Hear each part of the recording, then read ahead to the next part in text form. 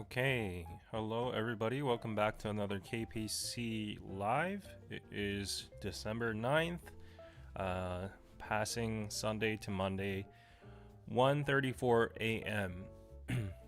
Glad to have y'all in the chat. Please say hi so that I can say hi back. And yeah, as you can see in the title, I'm just gonna give you a brief update on what it is like in Seoul, South Korea right now after the martial law uh, has been activated and also deactivated as well. So yeah, in the past live stream with Anna, we pretty much covered up what the situation was like real time on the day right after the martial law was active. Um, and it's been a couple days now. The whole nation is pretty much in chaos. There's a lot of political struggles and debates and conflicts going on. Nobody knows what's actually going on. There's a lot of buzz.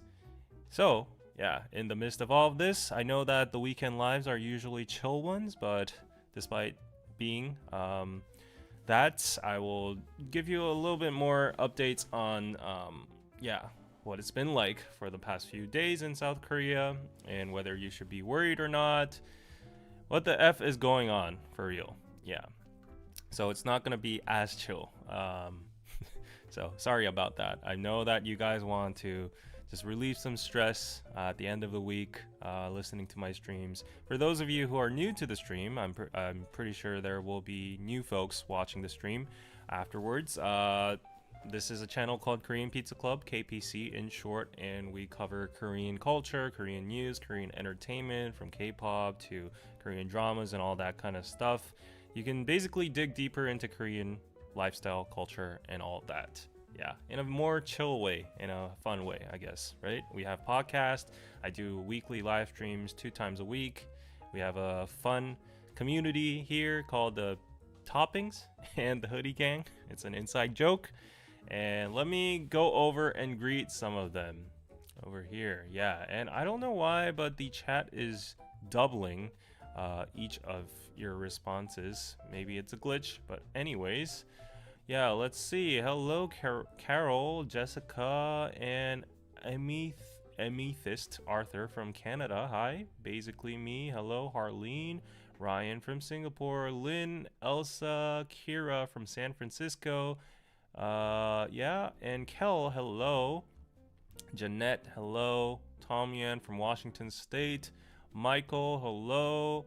And GD from your name's GD, okay, from Lisbon. Karen from California. Eileen from Chicago.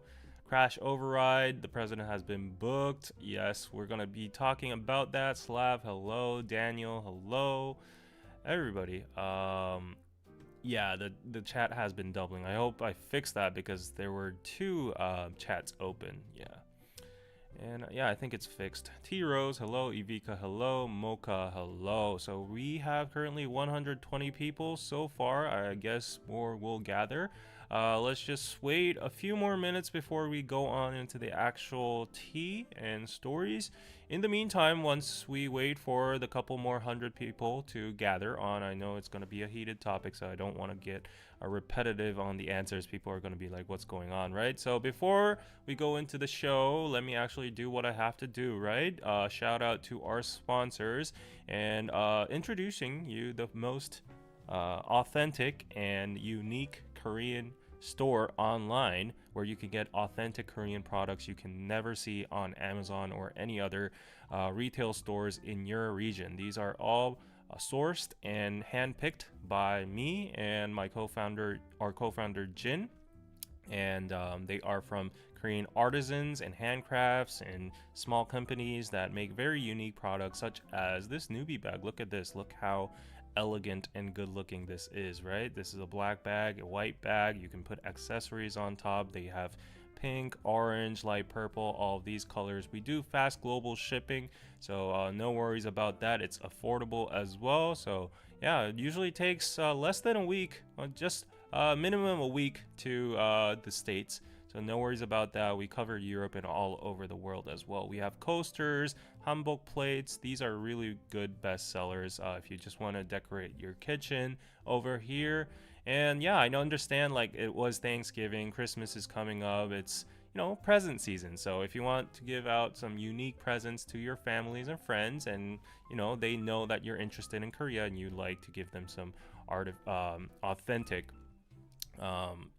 products, this is the place to go. So this is our famous t-shirt over here, simple logo, and BTS inspired products as well. We have the Jungkook bucket hat, we have the BTS worn bracelets over here, and if you go to our shop new in over here, we have Korean inspired bags from Korean patterns, traditional patterns over here. They're very pretty. We have Korean traditional patterned raincoats over here, really pretty. And if you have the Galaxy Z Flip like me, you can get this phone case over here. They're really, really pretty, right? So I bet you haven't seen any of these products anywhere on the internet. So this is a traditional hanbok inspired modern clothing. So go check that out. And we have the new water cup over here. It's very minimalistic. This is the Joseon Baekja style. So if you want to check that out, go check out the details. I have some blog posts over here. Christmas in South Korea is a fascinating blend of Western traditions and unique local twists, focusing more on romantic relationships. And when it comes to setting trends and making bold fashion statements, K-pop idols are often at the ... etc. And you can see G-Dragon, the fashion icon over here. So go check out our blog post. And if you want to hear more news from Piroso, get the latest updates on which new brands are being stocked in. And we got a bunch of new bestseller Korean books as well. You can see the novel literature winner Hangang's collection on our site as well, so go check it out. So yeah, if you go all the way down here, you can enter your email and get subscribed to our newsletter, so you don't have to go around looking for new products every week. We send you everything. So yeah, go check out piroso.net, piroso.net. That is the site I run, and I assure you there will be unique products that you've never seen before. Yes. So yes, shout out to Piroso. That was the sponsor of our live stream. And now let's see how many people have gathered so far. So yes, we are almost at 200. So please give this stream a like before we go on. And Navneet, hello. Fen, hello. Yes, M, hi from Cambridge. Okay. Yummy yum num. Yummy yummy num. How's the snow update in Korea? Is it like last week? The snow hasn't snowed ever since that huge pour. It's just been, it hasn't been warm, it hasn't been cold, it's just in the middle. But the studio here is a little bit cold. That's why I have my puffer jacket on. I'm broke, so I can only afford this little rotating heating fan over here, which does the job. Like, I save energy, right? I just need to put on a jacket, and I have like a little heating fan over there that can just heat my bottom. So that's about it, right? Julia, you are not late. Welcome to the show. Cynthia, hello from California. And Gugui, hello from Mexico City. Okay. Cecily, do you prefer summer or winter in Korea? That's a hard one, but summer. Yeah, summer. Actually, that wasn't hard. I hate winter. I despise winter. Winter is the worst. It's colorless, it's cold, you become so like lazy. Anyways, hello from Finland. Hello from Poland. Cold outside, says Alex. Yes. Jan McLeod. David, you look so cute. Grandma Jan from YI. Is that Wisconsin? Anita from Indiana. Okay, great. So we have 200 folks in the chat. Let's go on with what's been going on in South Korea. What the hell has been going on? I have some kombucha in here to keep me hydrated. So for the past few days, I bet at this point the whole world knows that Korea had its own incident that was really shocking, but ended very quick as well, relatively. So martial law was declared by the current, but I don't know until when he's going to be the current president. Yeah, we'll have to see. But the current president, Yoon Suk-yeol, suddenly declared martial law out of nowhere. It was a surprise attack for everyone in the country, including his own cabinet members, including all the deputies, including all the generals and all of that. It's now all under investigation, and apparently all the tops and heads didn't know about it. Even the U.S. intel wasn't aware of it. The embassy wasn't aware of it. Biden was on a trip somewhere, and he just got briefed on a foreign land. And yeah, nobody knew what the heck was going on. So this was a very big shock, because martial law hasn't been declared ever since I don't even know, 80 something, or yeah. But it has been declared like 42 years ago or something like that. It's been such a long time, and we've been thriving as a country economically and democracy wise. So really, we didn't see nobody really actually foresaw this coming. And yeah, so the reasoning he declared the martial law was in his statement. And just to give you a summary, he claimed that the country was under attacks, potential attack by anti-democracy forces, democratic forces, aka North Korea, involved as well. And he believed that there were some infiltrators in the Congress and the parliament, because of the opposition party having most of the seats in the parliament, in the Congress, and because these are the lawmakers and they approve the budgets and everything the administration, the president, wants to do. They have been tackling every single one of those bills, or like his appointments of his staff and everyone. So like, they've already impeached 7 of the main members of the president's administration, and they are not letting the president pass a single bill, or suggest a single bill, or appoint someone, or just even the budget for next year has not been approved by the opposition party. So I guess the president cracked under pressure, and he was like, yeah, this is not it. Like, I can't do anything. My hands are tied. I'm basically in a vegetative state. So his last straw was, I guess, the martial law, which was a very, very irrational move. And I think everybody in the whole nation has consensus that he was pretty dumb about it. Yeah, not even his own side is taking his side. His own party threw him under the bus. The party's head, it's called the People Power Party. They're the conservative party. And the party's head literally said today that they talked to the president, and both parties agreed. The president and the ruling his own party agreed that he has no clout anymore. He has no influence anymore. He has no authority anymore. So the president also agreed that he made a shit show. He shouldn't have done that, and he regrets that, and he agrees that he doesn't have any power anymore. He doesn't have the favor of the people. His approval rates were already hovering around 21 to 22%, and that's very, very lame. But now after this, people are waiting for the next survey, which people are expecting his approval rates to be in the 10s, and that would probably be his concrete approvals from like Daegu or the Gyeongsang region or something like that, right? So yeah, that's what's been going on. And then to recap what happened, he declared martial law under those circumstances, like at 10:30 p.m. ish, something like that. Everyone was caught by surprise, and then he put out like five, what do you call them, like rules, like protocol or whatever, and it was like to control, to prohibit all sorts of political, rallies, riots, or like circles, or anything like that. Anything political or like protest, all of those were banned, technically. And second, also he was talking about the controlling of the media as well. He said any kind of distribution of fake news or false narratives, they would be punished, penalized as well. And then the military would take over the media and news agencies.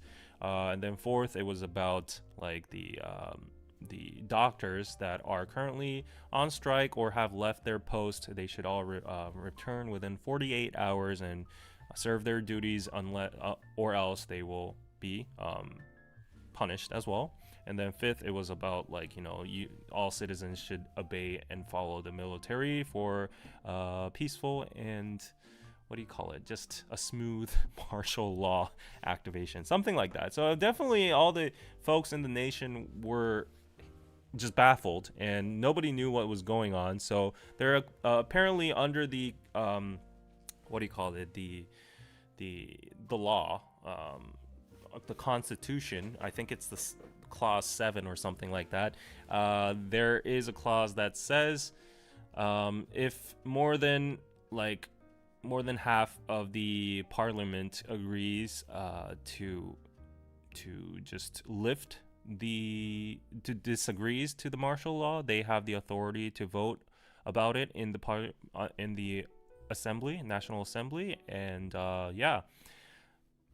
the president has to follow that if the Congress members agree on that. So that's what happened. So everybody just gathered in the National Assembly. Like, there were gathering calls from both party leaders, especially the opposition party, which have more than 190 seats over that's over a half already. And including his own party, the president's own party, there were some members that were like, this is not it. So they all gathered to the National Assembly. It was very late at night. The thing that was very controversial was the president deployed troops, special forces, and military personnel to the parliament, to the National Assembly's front door, and blockaded it. They also blockaded the actual, the gate. They blockaded the gate. They sent in helicopters to the front lawn, the front yard, and then they sent military troops right in front of the actual doors to the assembly. And for those of the members, the congressmen that were already inside, they either snuck in through the opposition party the head of the representative of the opposition party actually threw himself over the wall while he was live streaming on his phone. Everybody saw that. So everybody who was inside, they were isolated, and I guess the agenda for the military and the president was to prevent from more assembly members from gathering, so that they could prevent the vote to go on, because he clearly knew that it would be debunked. So that was his agenda, but they couldn't stop the members. They all went in somehow.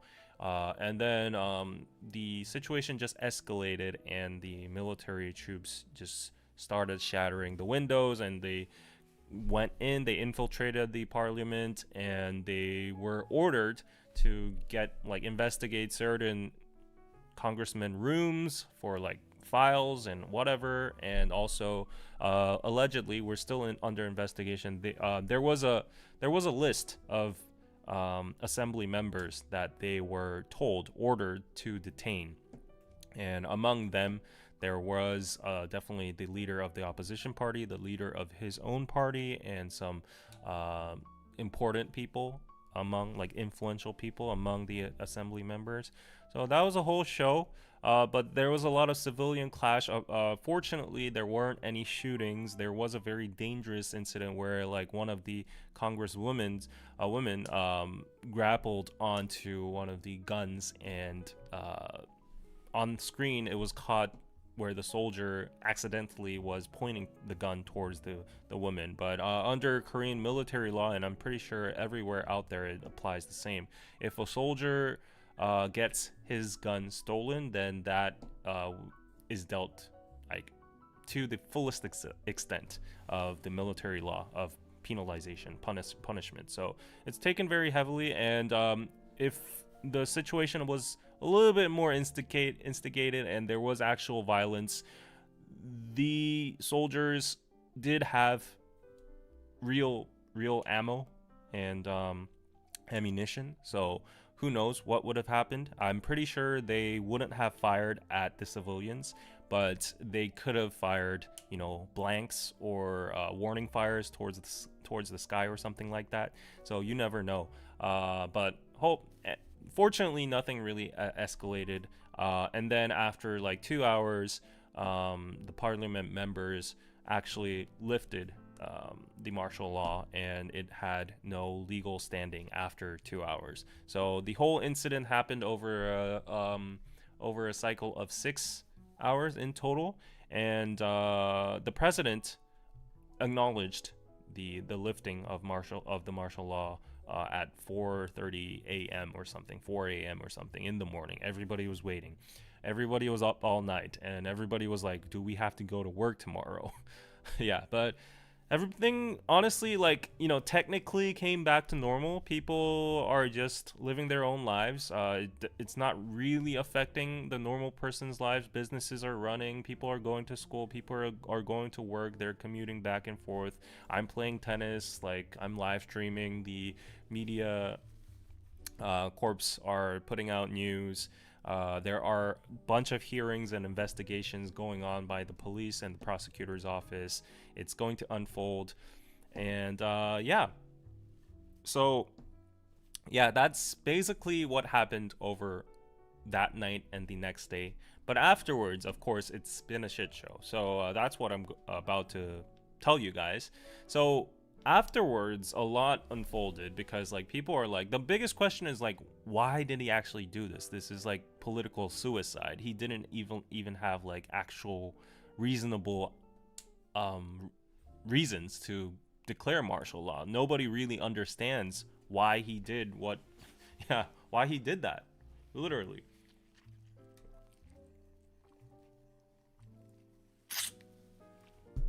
Oh, sorry about that. I'm getting very thirsty. So what's been happening is, of course, there were massive rallies in front of the assembly, National Assembly. There are massive protests going on at the moment. And as you can see over here, everyone's just, like protesting. Wait, was that screen on for the whole time, or did I just switch over there? But anyways, yeah, everybody was just protesting. And what the biggest thing that's been going on is definitely the opposition party, opposing party, yeah, tried to impeach him. Yeah, right after the day. And it was within like 48 hours, I think. Everything's very quick in Korea. Korea is very well known for speed. So yeah, so the parliament, the opposition party went for impeachment, and I think the vote was yesterday night. I just finished tennis, and I was tuning into the live stream, and then it was going on real time. Result-wise, the impeachment bill failed, and that was baffling because everybody thought it would get through. However, it failed because it was led by the Democratic Party, which is like the more liberal side, and the opposition party right now. But the People Power Party, who is the conservative party, who is on the side of President Yoon Suk-yeol, at the end decided not to vote. They just decided their political stance is, I don't know. I don't understand why they decided like this, but their political stance is like, impeaching a president is not the best option. Impeaching him technically does not achieve anything. All it will do is create more chaos, and it will create an absence in the administration. There will be so many malfunctionings. There will be paralysis of organizations, foreign affairs, all sorts of things. And right now, what we have to prioritize is the normalization of our country and its reputation. So for now, impeaching a president will only gain political advantages for the opposing party. And so that was their official stance. So they do agree that the president was in the wrong, and they do agree that the president needs to step down, but their official stance is it will not be through impeachment. Impeachment is a very embarrassing thing, and we've already went through an impeachment. And of course, on the surface level, they're saying all these good things, like, we need to normalize the country and all that. But on the others, on their inner side, of course, they're thinking, oh, if the president gets impeached, it's automatically going to hand over the presidency and the authority to the opposition party. And the Democratic Party's leader, Lee Jae-myung, is going to have a freebie. The presidency is just going to pass on over to them. So we need to prevent that with all costs. So yeah, they all chickened out. And I'm not having a political stance over here. Everybody pretty much agrees to this. Even the conservative side. Everybody was super disappointed with the People Power Party yesterday because while the vote was going on, they all just exited the parliament. Yeah, and the spokesperson, the chamber, the master of chambers or whatever, the head of the parliament, did a speech and said, like, even if you vote against the impeachment as members of democracy and as congressmen, you have the responsibility to vote, especially for an agenda that is this acute and this crucial and everybody's attention is upon this impeachment bill right now. And you guys just like exiting, not even voting is a betrayal to your country, and it's a shame of you. And I agree to that sentiment. Like even if they disagree to the impeachment, they should have voted nay, right? So yeah, everybody was super mad. I see the conservatives even hating on the conservative side right now. Yeah, that's what happened. So basically the impeachment bill failed, so the president is going to stay in put for a while. On the contrary, right now what's going on is so this is the ruling camp right now. This is the prime minister in the left. His name is Han Dok-soo. The person on the right is the ruling party's leader. His name is Han Dong-hun. They're both Han coincidentally. But anyways, yeah, they both said that President Yoon Suk-yeol will no longer be involved in handling state affairs, including foreign policy, as they map out the president's orderly resignation. They used the terminology orderly resignation. So there is a consensus even within the Blue House and the ruling party and between the prime minister that the president is going to resign at some point. We don't know when, but all their one thing they're sure about is the methodology is not going to be through impeachment, because that just creates more chaos. It just paints them in a bad light, and yeah, something like that. That's what they're saying. So they say it's going to be an orderly resignation. So however, they did not elaborate on how their decision would correspond with the constitution. Yeah, so Prime Minister Han Dok-soo and the ruling People Power Party will cooperate in operational matters related to national governments, they added. So there's another frenzy going on, a huge controversy going on over this announcement right now, because people are basically saying, who the F are you to decide whether you are going to split the authority of the elected president? There is nothing in the Constitution or the law that says that the ruling party or the prime minister can get yielded the power of the president, the authority of the president, if he has low approval rates, or if he is in investigation, or if he is in this political turmoil or whatever. Like, if there's a disaster and he's like detained somewhere, or if he's not in the condition, or if he's like I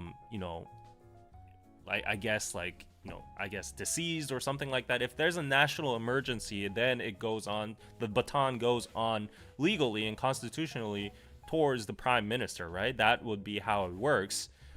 But in this point, he is still in his office, and he's just like, he's just technically dead, but he's just hanging in there because the ruling party disagreed to the impeachment bill. So in this kind of case, it's technically against the law, according to a lot of legal, professors and all that.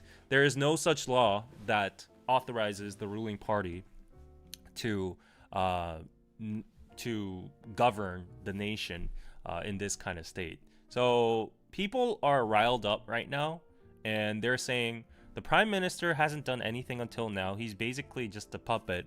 The ruling party's leader, he's not even a member of the Congress. He's just a people's favorite, and he used to be under President Yoon as a prosecutor as well. So they are both not elected people. They are just, the prime minister was chosen by the president, and the ruling party's leader was chosen by the Conservative Party. So they are both not elected politicians, and they both do not have any authority to say anything like that. So that's what's been going on. So the opposite side, of course, are super mad, and they said that they will not stop the impeachment attempts. They are going through every kind of legal loophole.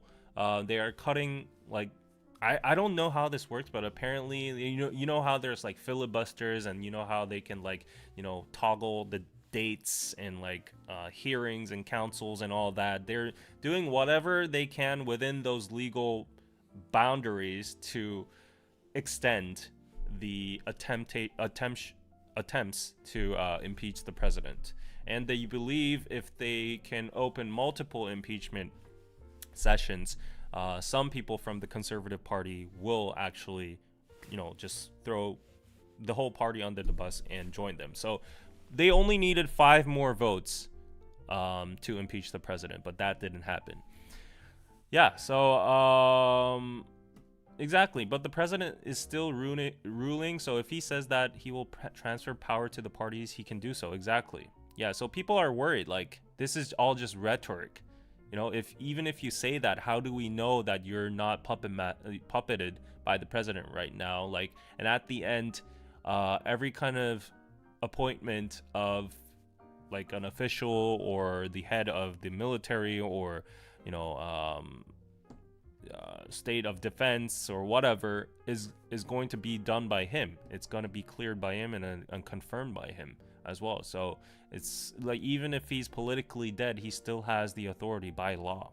And a lot of people are also trying to see through the Conservative Party's schemes right now and saying that they're just trying to drag on and create, like, a shit show, and they're making a smokescreen right now. And classically, if you just drag time on and people forget the impact of the martial law, then people come back in approval towards the Conservative Party and maybe say, let's give him a second chance, or like, we have to do everything in all costs to prevent the opposition party in getting the presidential office as well. So yeah, a lot of tactics, a lot of debates just being discussed right now. In the midst of that, the special counsel investigation about the first lady and her like fraud cases, they have been defeated in vote as well, because the Conservative Party did not vote. They voted for this one, but they voted against it. So this one was defeated in vote. So yeah, this is cleared. There was a lot of controversy over the first lady's sketchy past about her manipulating the stock market and all that, and bribery.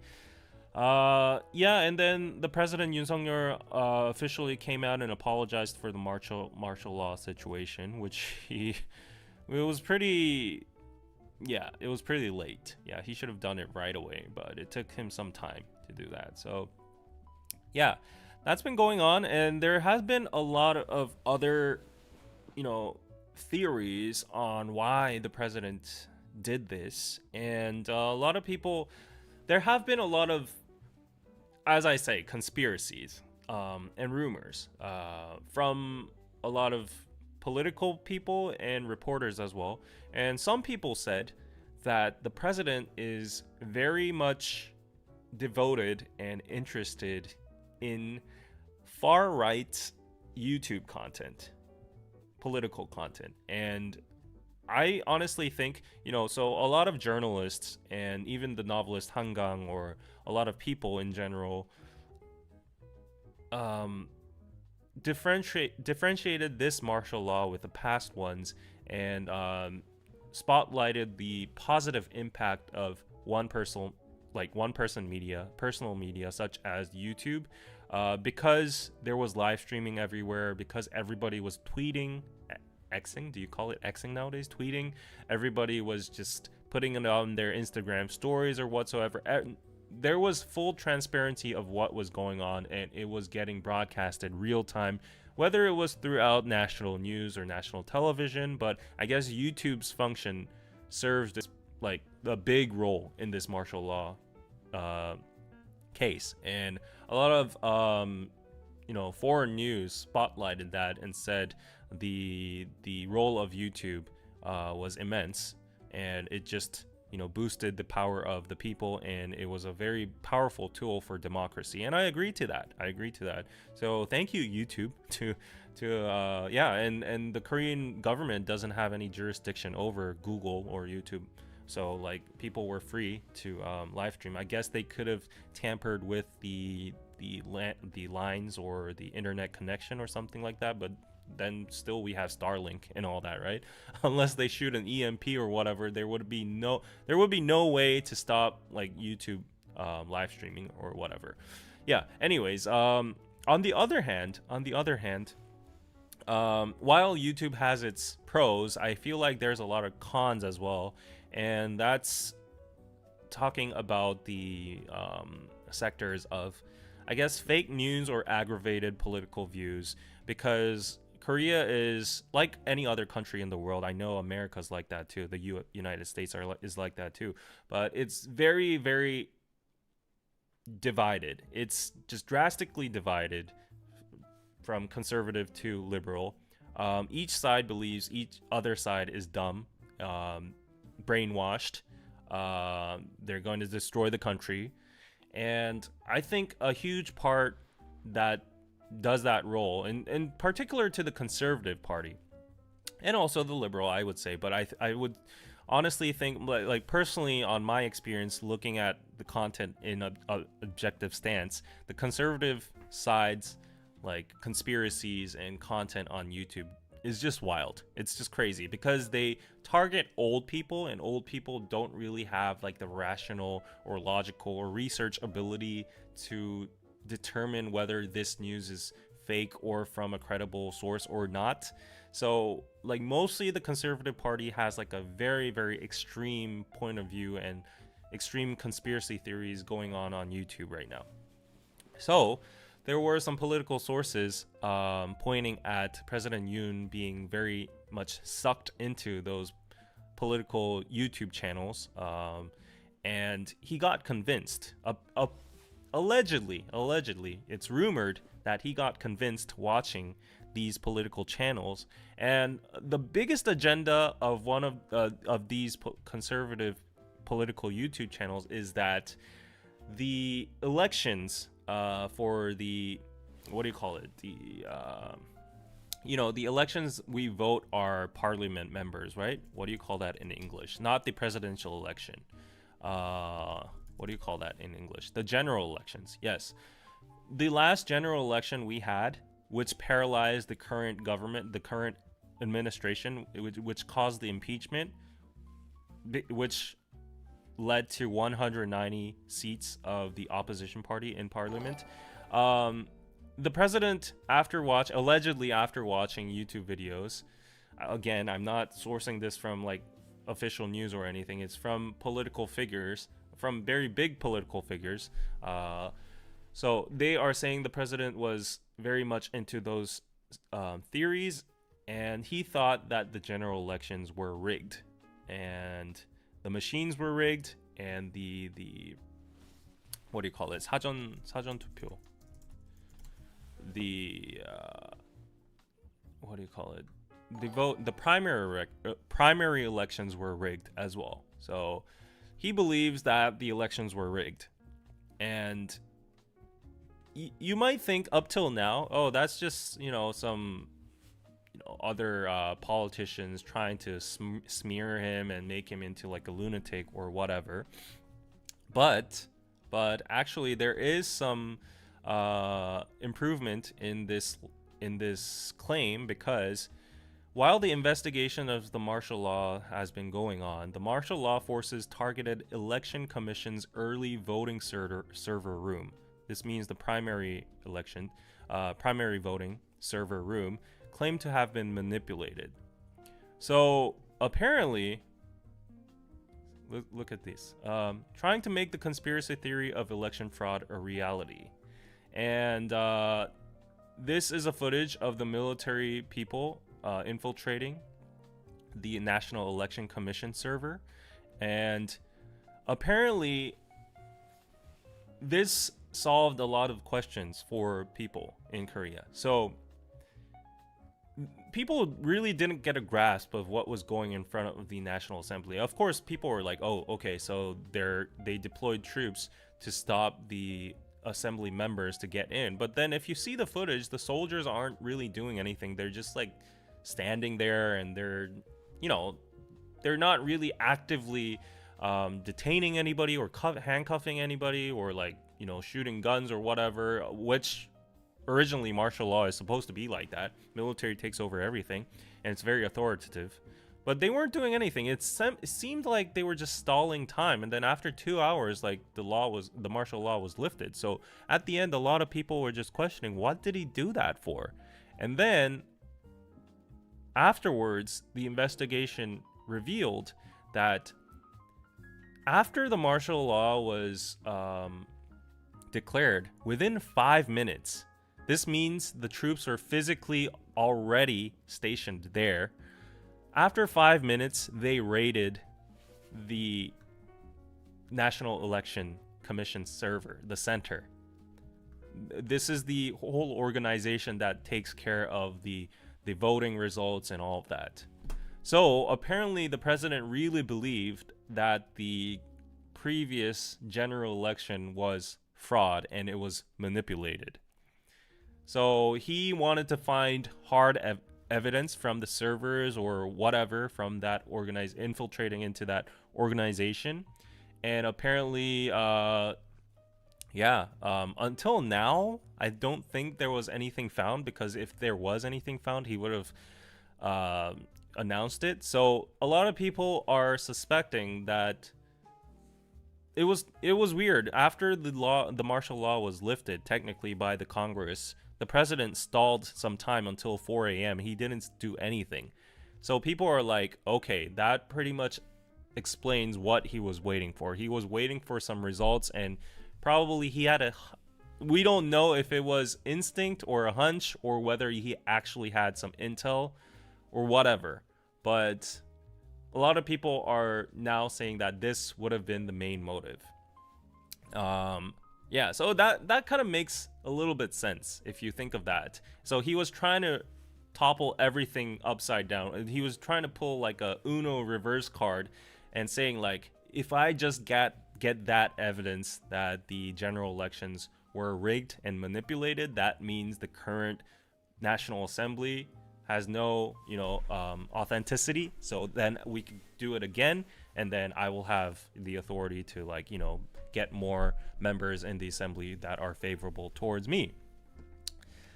So that's one of the theories that is going on, and this is actually true, that the martial law forces raided the election commission. So that's one thing. And right now, other than that, as I said, it's just a clash between, the opposition party and the ruling party. The opposition party, as I said, is going to do a relay impeachment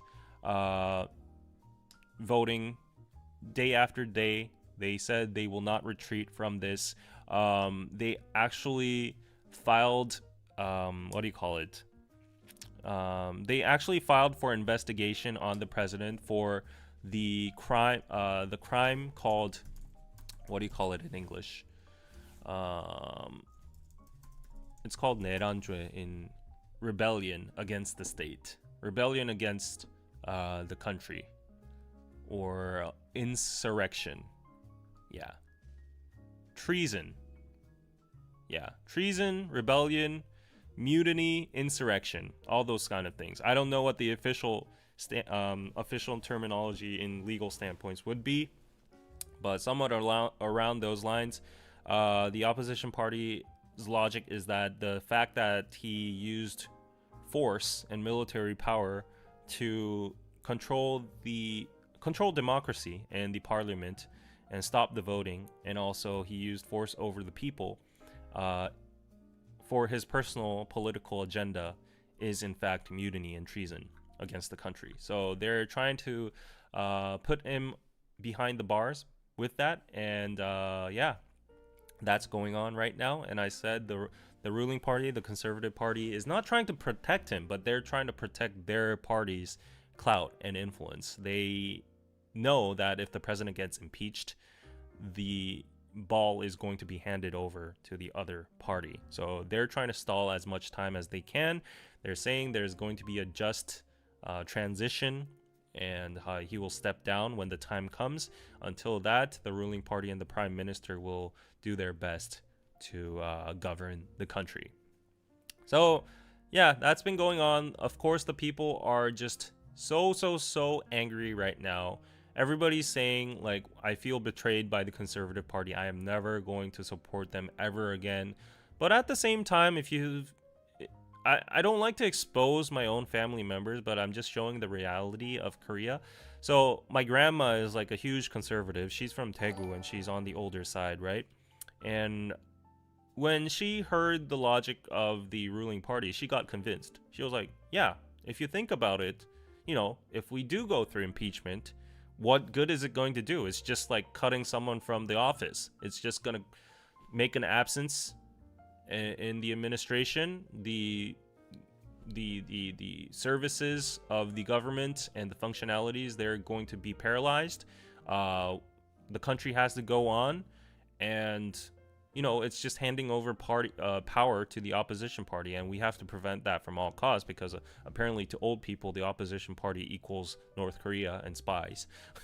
And yeah, liberalism is cancer to the country and stuff like that. So they're like, yeah, that kind of makes sense. Like we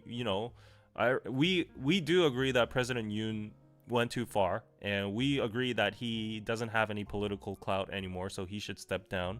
But it's not through the methods of impeachment. Impeachment shouldn't be a thing that is thought lightly, and it shouldn't be a thing that happens in a country's history within like a decade, like 2 times within a decade. Like one impeachment is embarrassing enough. I mean, I guess if you know that, then the president should not have done anything like that. But yeah, the conservative side has already kind of got some of them, like my grandma and the older audience, and like the concrete conservatives have already got sold by the idea. But I guess the people like me who are in the middle, who are more neutral and just want to assess like what's going on objectively, it doesn't make sense. It honestly doesn't make sense. Yeah, it's all for their own political gains at this point. So the people are just very helpless right now, and they're feeling this sentiment of helplessness, and they feel like none of the politicians out there are actually representing our rights and the good of the country. They're just doing it all for their own gains.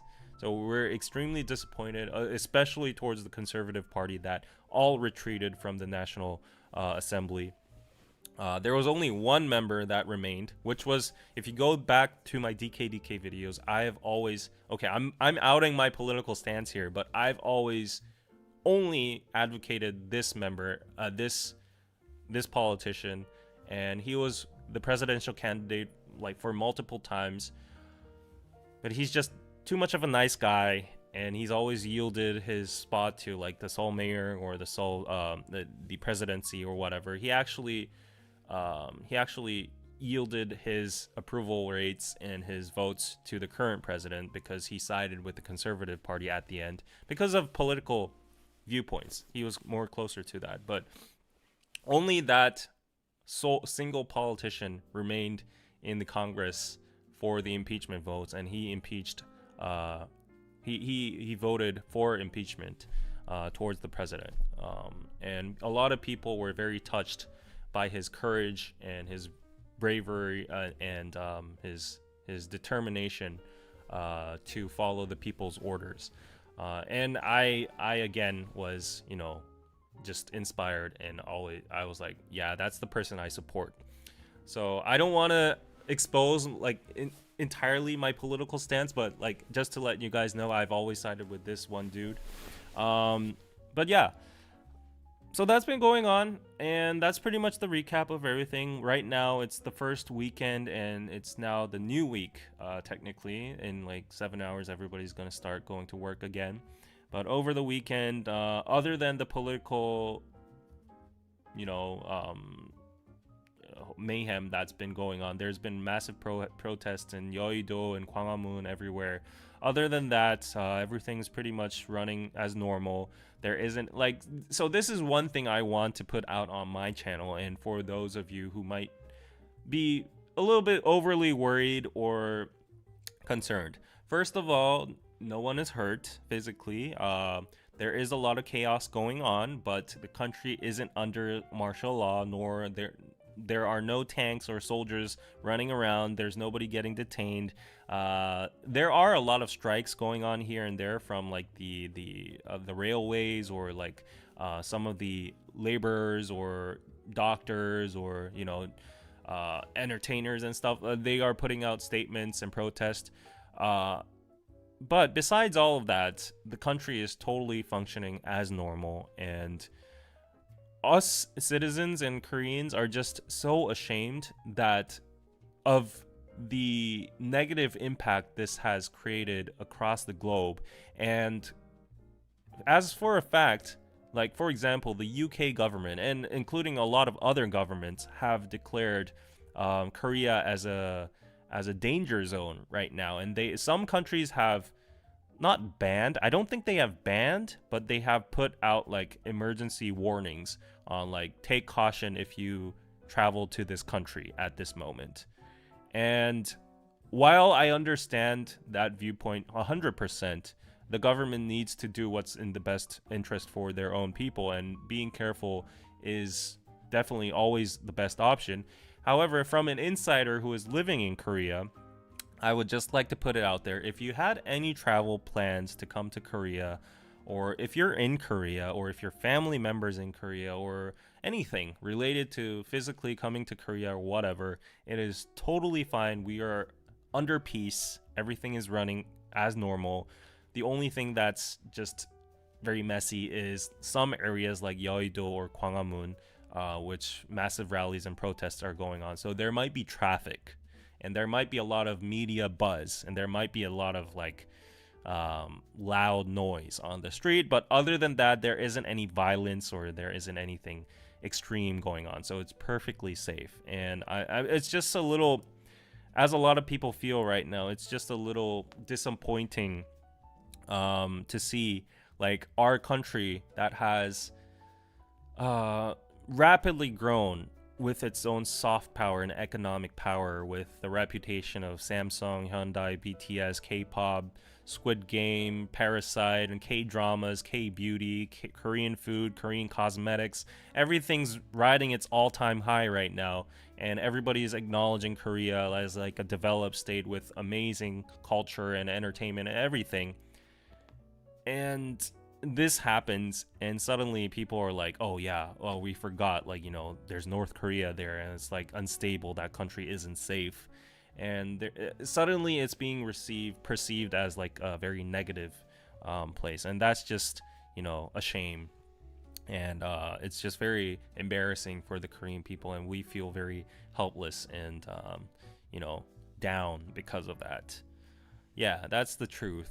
And yeah, I just wanted to reassure you guys, if you had any vacation or travel bookings ready, it's perfectly safe, and nothing that is going to nothing's going to harm you while you're here. And actually, I saw an interesting report from an Indian outlet. They said actually this is the time this is the best time to travel Korea, because the Korean won is up it's so low right now. The currency has fallen so low. That's what I'm talking about. Like, this whole martial law, not only did it smudge our national reputation overseas, it messed up the economy in such a big matter. Like, there were so many foreign investors that pulled out enormous amounts of institutional money from the Korean stock market, right after the day of the martial law, because I totally get it. Like, who would want to invest in a volatile environment like this? Like, you can't predict what's going to be happening, and investors, what they hate is uncertainty.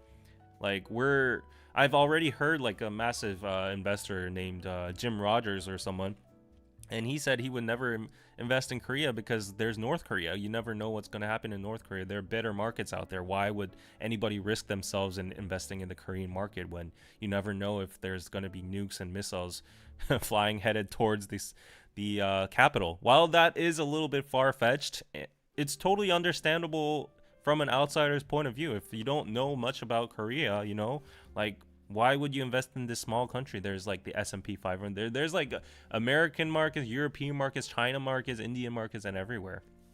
But yeah, this huge martial law case just crippled at least temporarily crippled our economy. There's a big backlash. The Bank of Korea was just so concerned. They held an emergency meeting, and they said there would be infinite liquidity in the market temporarily, so that it doesn't cause like a massive bubble burst or anything detrimental to the economic market and such. Yeah, and other than that, as I said, as I'm a big crypto nerd, I've been saying this like multiple times, but the Korean crypto the exchange, Bitcoin was down 32%. And for those of you who don't invest in crypto, you might not know the severity of this, but Bitcoin is a global asset. Think of it as gold. And it going down minus 32% of its total value in an exchange only in Korea. It is beyond what you can actually fathom. That is crazy. And the other altcoins like Ethereum, everything, XRP, they were down like 40 to 50%. And actually, people are saying that there should be investigation on these asset exchanges and the fluctuation among them, because a lot of people are making conspiracies as well now too, because it just doesn't make sense logically, and there might have been like an inside job. There were so many people that lost their monies because of that. So many people had stop losses on. So many people freaked out and they sold all their cryptocurrencies and all that. If you saw your portfolio, let's say you had $10,000, 100K in Bitcoin, and you saw suddenly it's at 70K or 60K, you see your portfolio tanking. Like, if you don't have diamond hands and if you don't have 100% belief in the asset, everybody would sell, right? So there were a lot of people like showing their own evidence on the internet that they freaked out and sold. And who's going to take responsibility for that? Like, it's their choice at the end, but the people that made that environment, that volatile environment, is at fault, right? At the end. It just doesn't make sense. So there are a lot of conspiracy theories saying like there might have been some forces or some dark figures that are tied to the president that profited out of this. There, because like the president's wife, the first lady, was indeed related to a manipulation case in the stock market before. So like, who knows? Like, people are saying like he must have put all his retirement funds in like the Korean USD or Bitcoin right before the declaration of the martial law, and then he got like a nice juicy 30%, 50% profit out of it in one night. So yeah, a lot of things going on economically, diplomatically, and yeah, so it's just crazy. As I said, the outer world, the normal world, is just fully functioning. Everything's peaceful. Buses are running. People are going to work. People are going to parks. Families are going out to dine in restaurants. Everybody's shopping at the mall. We're all watching Wicked. Yeah, like, everything's fine. But it's just like we're going through some, I guess, political side effects right now. It's a little bit downsized to say it's a side effect, but everything's perfectly fine. So my role as I like to put myself as like a cultural ambassador of Korea, because you know I speak English and I've been doing this for a long time on DKDKTV and Korean Pizza Club. That's one of my missions, like try to bridge Korea to the world, to you guys. And I know as for a fact that a lot of you guys physically visit Korea, and I was very worried seeing this incident. Like the first thought that occurred into my mind was, of course, let's get some Bitcoin. Other than that, frankly, as I'm tied much and I'm dedicated to my channel, I was like, oh, what if our toppings or what if our viewers now neglect our country, because like it's like you don't know what's going to happen there. Like they've heard so many threats from North Korea, and now there's martial law over there and blah blah blah. So every time I hear anything negative about Korea on the internet, as like low birth rates, which is true,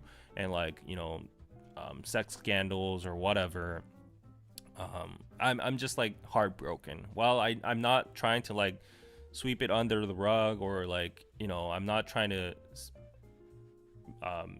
show a blind eye on it or anything. While it does exist, it's just that, you know, you got to take into account that because Korea has been getting recently a lot of spotlight through other channels, through its soft power, there is just naturally a boost in interest and media coverage about the country and its news itself. So I can pretty much vouch that anything like that's happening in South Korea, in the matter of crimes or anything like that, those kind of things exist probably to like worse extents all over the world. It's just that our country right now is on the spotlight right now, and it gets publicized a little bit more. But I'm not denying that we have the lowest birth rate in the world. Yeah, but that too, if you just extend it, it's like a universal problem. Like housing prices soaring and like, you know, living cost soaring. That's all universal problems, you know, and all that. At least we don't have that much drugs. We do have like fentanyl problems, but those problems are worse in the United States from what I hear. You know, that kind of stuff. So yeah, it's all universal at the end. And but this martial law thing was just like a huge you know, event that was just well, not unprecedented, but at least unprecedented for the people who were born after the 80s. So it was a big shock. And yeah, so I've been watching BBC, CNN, the Washington Post, and all those reports around the Korean martial law, and like these political channels on YouTube, like Ben Shapiro and, you know, other Philip DeFranco, all these shows reporting about it. And yeah, it's just every time I watch those, it's just very painful that our country is being it just feels like, oh, we built like a nice tower, but then now like a part of it's like a Jenga tower. Is Zenga? Do you pronounce it as Zenga or is it Jenga? Zenga tower, and then like a part of it just toppled down. Yeah, kind of like that. Anyways, that's my patriotic.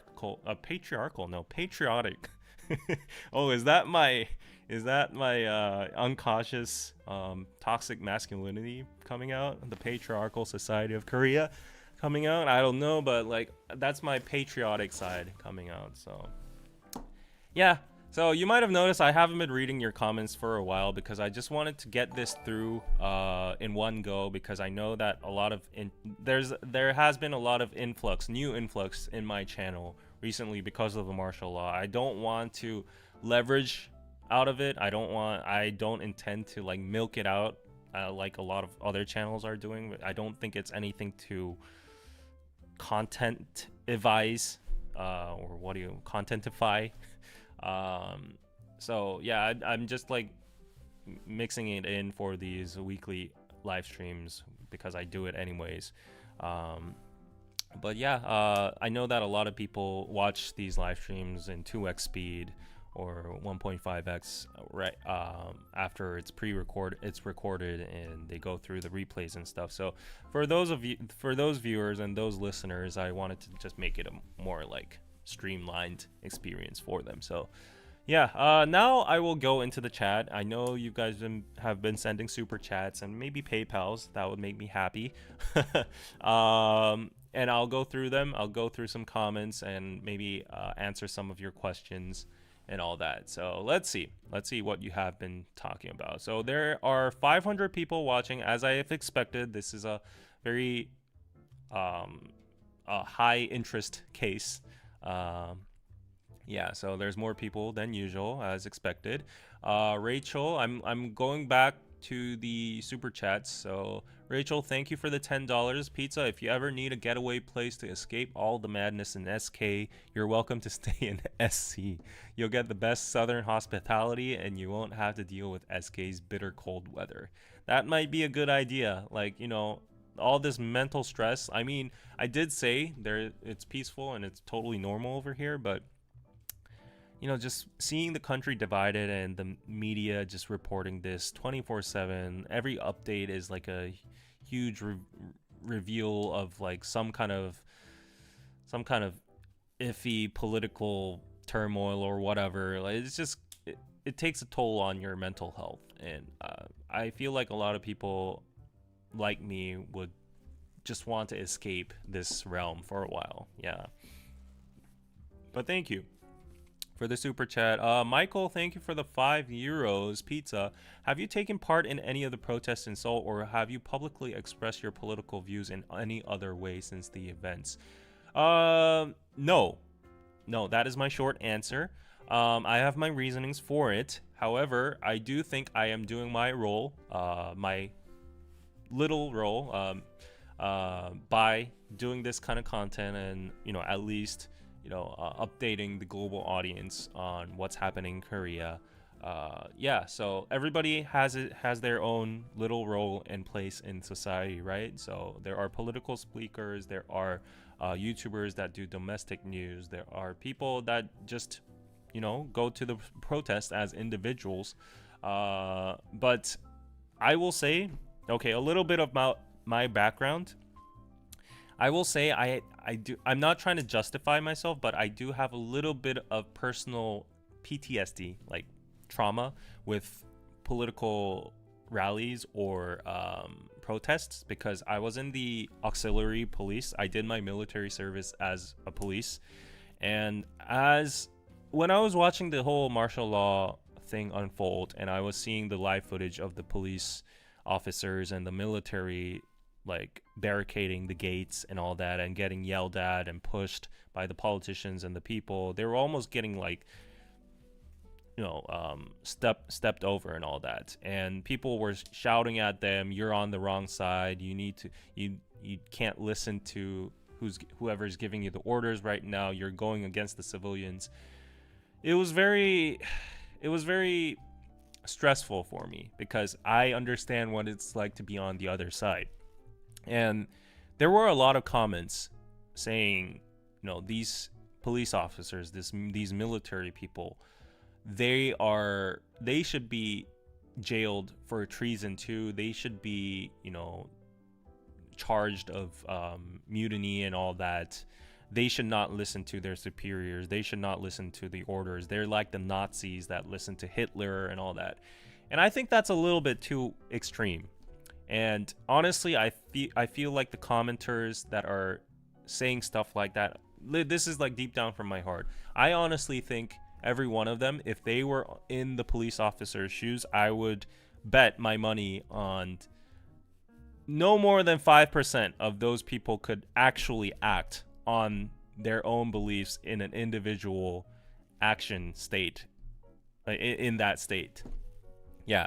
Like, I would really like to see if those commentators would really act out if they were a police officer and a military officer. You're 24 years old and you have a superior that's, you know, saying that if you disobey, you'll be punished by martial law and military law. So I have a very hard time believing those commenters. It's easier said than done. So I related a lot to the police officers, and I knew that a lot of them, they don't know what's going. A lot of the interviews came out, and even the head of the commanders of the military or the police officer didn't know what was going on. all that was said to them, delivered to them, was do not let anybody enter the parliament, or do not anybody enter the gateway. So the gates. And yeah, because of that, I know there's a lot of clashing and there's a lot of like shouting towards the police officers and that. But at the end, as a lot of there was actual proof that some of the military troops and the soldiers, while they were retreating, while the martial law was lifted, they actually bowed down to the civilians and said that they were sorry. We didn't want to do this as well, but as you know, that we are under military service. We have to obey our orders and all that. So we tried not to use as force as much as we could. And a lot of civilians acknowledged that too. They said they showed their gratefulness towards the soldiers as well for being very like lukewarm about the situation. They weren't very active. They weren't like very aggressive and all that. So yeah, whenever I see those protests, it just brings me back to those days when I was actually in the military, and I got stomped on a lot. I got hit a lot. I got sprayed on a lot, and I got suffocated a lot with in those like shields. And it just brings back like, you know, not good memories for me. So I just like to do what I can do from afar, and at least on social media or on YouTube. And yeah, so I even have a vlog on DKDKTV when I went to oh wow, I actually went to the impeachment protest for the ex-president Park Geun-hye with Danny together. I arrived there early, and I had a camera because I was just vlogging. It was just a DSLR. I didn't even have a press badge or anything, but because I went up Anguk Station, which is right in front of Gwanghwamun, and there was the anti-impeachment party going on. So it wasn't one-sided back then. It was like there was an anti-impeachment party and there was a pro-impeachment party, the protest over there. And I went up the anti side, and it was mostly like old people, all like 90% old people. As soon as I went up from the subway station, I started like taking pictures and like video filming like the scene, because you know I was just trying to vlog it and put it up on my YouTube.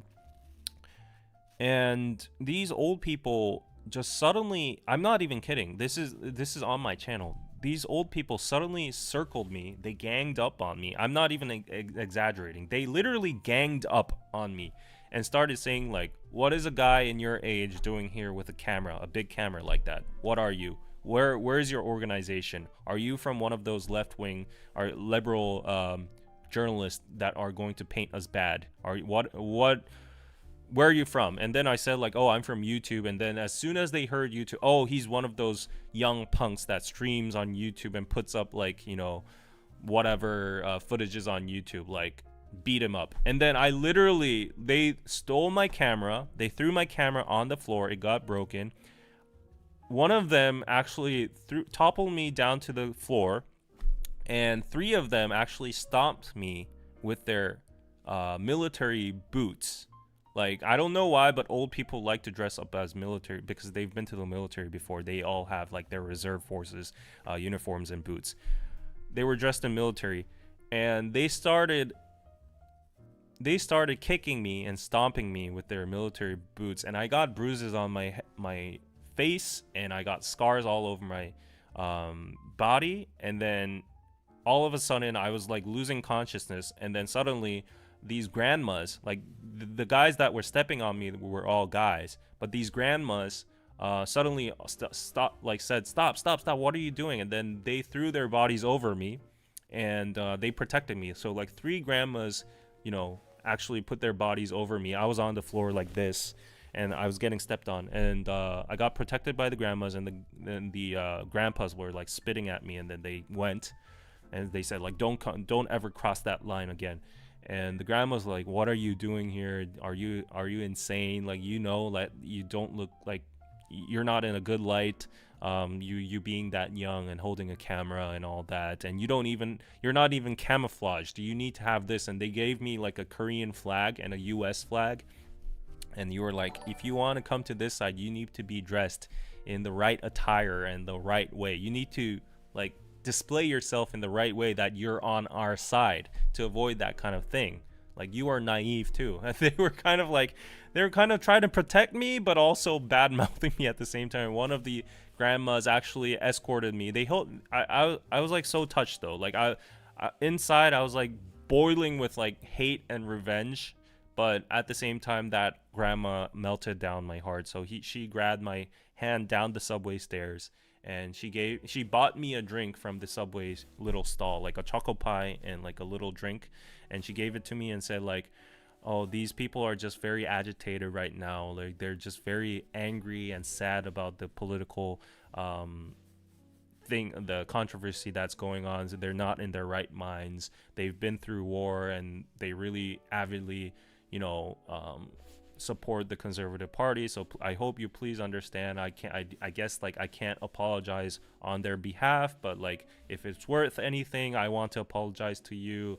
Like, we like, I don't like, we're not all like that. And that's what she basically said. And she actually like soothed me up, and she said like, but for your own safety, I feel like you should head home. You should go to a doctor and get yourself checked. And that's what I did. And ever since that, whenever I go to protests, I get like a sense of PTSD from those two I guess experiences: my military experience as a police, riot police, protest police, and also that impeachment. So yeah, although I know like the reports are going out and saying like, the world should learn about Korea's peaceful protests, like they're putting on K-pop music and they're dancing and all that, but it takes just one bad move for everything to get escalated and clashes between the police and the protesters and all that. So it gets really nasty like in a split second. I've experienced that so many times. So yeah, anyways, there was a long justification on why I don't go to those protests, but I hope you understand on that. I know a lot of people around me that like my friends, they've been putting up Instagram stories of them at Yoido and all that. And yeah, I would like to be there by heart too, but yeah, so that's that. But again, thank you for the super chat. And to go on to read some more, let's see. I'm sorry I can't put it on the stream because it's like, gone old. So Hilda, thank you for the $5 pizza. Poor David is so cold. Grab a cat from the streets. What? And keep warm. Adopt one. They need a daddy. They are perfect for winter. We love your channel. Okay, thank you so much. I don't know what you're talking about, the cat, but I have two beloved doggos at home. I only had one dog up till now, but my mom actually came up right before this stream. I took her from Seoul station to our house, and Chomsun, my other dog that was in a very bad state that almost had to go through surgery, she's now fully recovered, and I actually saw with my eyes like she's like all happy and playing with my other dog at home. So I can't wait to end this stream and go back home and like cuddle with them. So yeah, thank you. And Lee XID, thank you for the $10 pizza. By December 15th, Article 5 against Putin, act of war against NATO countries. Musk going down. Trump's end is near. Romania election. Look at email. What? Okay, I don't know what's going on over there, but thank you for the $10. Nevertheless, yeah, but I haven't been looking at the comment sections. I dread that there might be political divides and maybe some fights going on. I don't know. Everybody has their own opinions. You're free. There's freedom of speech, but I just don't hope you guys are fighting in the comments, okay? So, yeah. Let's see. Is the chat being refreshed, or oh, okay, so it's been taken down for a while. So, I don't know why every time the internet connection disconnects for like a split second, that toggles the chat display function over here, and it just doesn't refresh. So I have to manually yeah, see, like now it's working again. Wow, Luritus, oh my gosh, wow, thank you so much for the €100. Wow. I don't know if you've been a regular or not. I don't really recognize your profile, but correct me if I'm wrong. Like if you've been around, I'm sorry I don't recognize you, but thank you so much for the 100 euros. Wow, thank you so much. You haven't even put any message there, so yeah, thank you so much. Pizza, pizza. And Michael, thank you for the extra 10 euros. Thank you for sharing that with us. You're doing some fantastic, important work here. Thank you for that.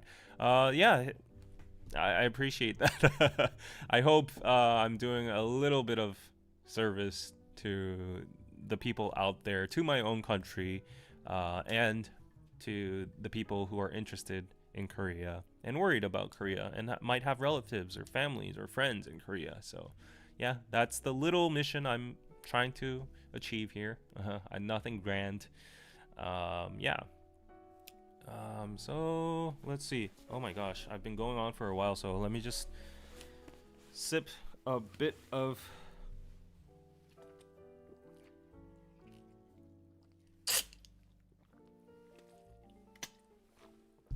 The kombucha hitting hard. And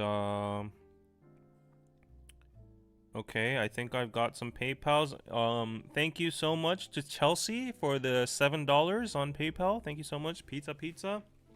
And yeah, because I've switched to the Z Flip, the PayPal alerts have been very, I don't know, subtle for some reason. The iPhone notifications are like gigantic, but for some reason the Galaxy notifications are just like one little bar, so I miss them sometimes.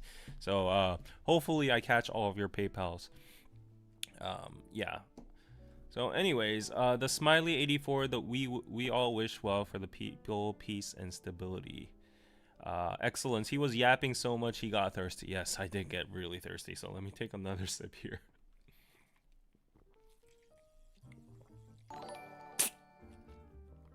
And Muju R, thank you for becoming a member. Yes, welcome. Welcome, welcome.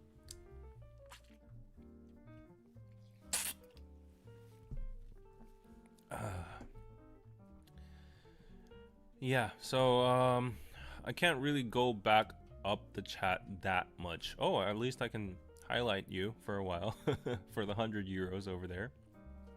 You could sue those people for assault.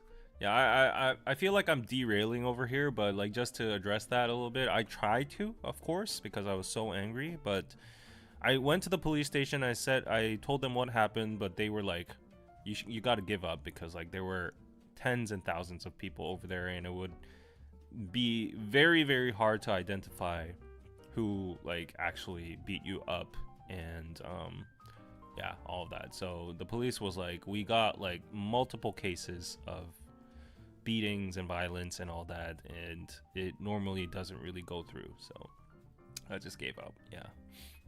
So you got to be very careful in these kind of emergency situations.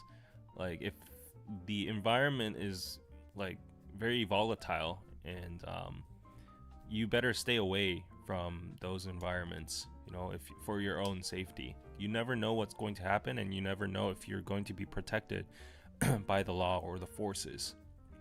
Yeah.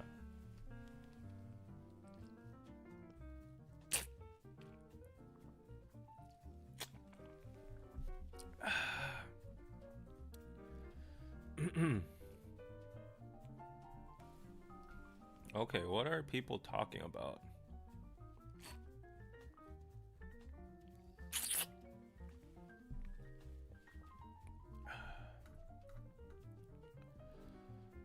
Yeah. Anyways, okay. I feel like this is a good time for intermission. Sunny Southpaw, hello, 안녕하세요. What was the official pet? What? I don't know what you're talking about. Yeah, I'm missing a lot in the chat. Everybody's just saying hoodie checking in. Okay. By the way, there's a new hoodie over there that's in R&D for Piroso. We're making new designs. It's so hard to make my finger. Yeah, there are new designs over there that is in research and development. That's a little spoiler for you guys. Look forward to that. Oh, yes. Okay, so I think that's a little about it about as far as it goes to the update about what's been happening after the martial law. So I will probably put a timestamp up to this point at 1 hour and 24 minutes. Let me actually write that down because I always forget to do it. I don't have any paper, so I'm writing it down on a set of chopsticks over here. 124 point, let's just do 125.00. Okay, martial law update. And then now let's go on into our chill live stream. So as I said, these weekend live streams, I usually do live streams on Tuesday 10 a.m. KST, and Sunday, let's say Sunday to Monday 1 a.m. KST. So technically it's Monday 1 a.m. KST for the Europeans, because everybody's so salty about me being America centric, right? But yeah, these weekend live streams are usually very chill live streams. I usually just talk about my daily life, what's going on in Korea, like Korean dating, or you know, stupid doodles and blah blah blah, all that. So if you're interested in any of that and learning Korean culture and just chatting with me, just need a friend, there's a lot of wonderful people in the chat. We're called the Hoodie Gang.